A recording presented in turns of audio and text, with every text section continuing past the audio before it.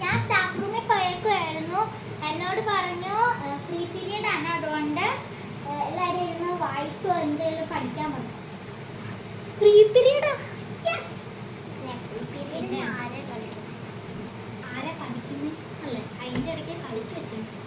മലയാളം സിനിമയ്ക്കാണല്ലോ.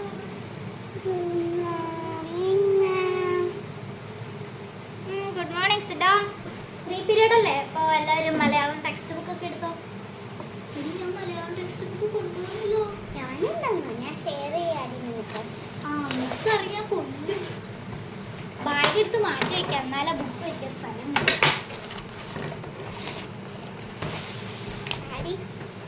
എടി നീ പ്രൊജക്റ്റ് ചെയ്യാറുണ്ട്.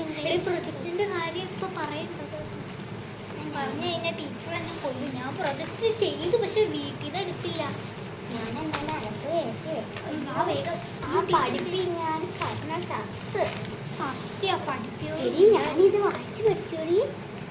വായിക്കാൻ പറ. അപ്പൊ എല്ലാവരും നേരാണ് ചാപ്റ്ററിന്റെ അതൊന്ന് വായിച്ചേ. 4 വരി എല്ലാവരും. പൊന്നൂസ് എഴുന്നേറ്റ് വായിക്കേ. നേരാണ്. പാഠം 6. നേരാണ്. നേരാണ് നമ്മൾക്കുണ്ടായിരുന്നു സൂര്യനെ പോലെ ഒരു അപ്പൂപ്പൻ, മുട്ടോളം എത്തുന്ന കൊച്ചുമുണ്ടും മുട്ടത്തലയും തെളിഞ്ഞ കണ്ണും.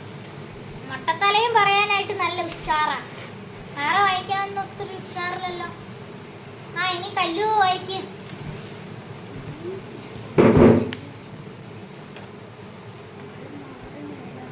നേരാണ് നമുക്കുണ്ടായിരുന്നു സൂര്യനെ പോലെ ഒരു അപ്പൂപ്പൻ, മുട്ടോളം എത്തുന്ന കൊച്ചുമുണ്ട്, മുട്ടത്തലയും തെളിഞ്ഞ കണ്ണും. ഇരുന്നോ. മറ്റയാള് പറയുന്നതാന്ന് ഞാൻ കേട്ടേ. ലാസ്റ്റ് പീരീഡ് അല്ലേ, കുറച്ച് ക്ലാസ് ഒന്നും എടുക്കണ്ടായിരുന്നു. ലാസ്റ്റ് പീരീഡ് അല്ലേ, എല്ലാവരും ബുക്കൊക്കെ വെച്ച് ഇരുന്നോ. അങ്ങനെ ഫ്രീ പീരീഡ് മിസ് കണ്ടു. അത് വായിച്ചിന് വഴക്കുന്നില്ല. അത് തന്നെ എന്തോ ഇംഗ്ലീഷ് മിസ്സായിരുന്നു ചത്ത്. സത്യം എടി ഫസ്റ്റ് ട്രിപ്പ് പോകാൻ തോന്നുന്നു. നമുക്ക് ഇത് തന്നില്ലായിരുന്നു.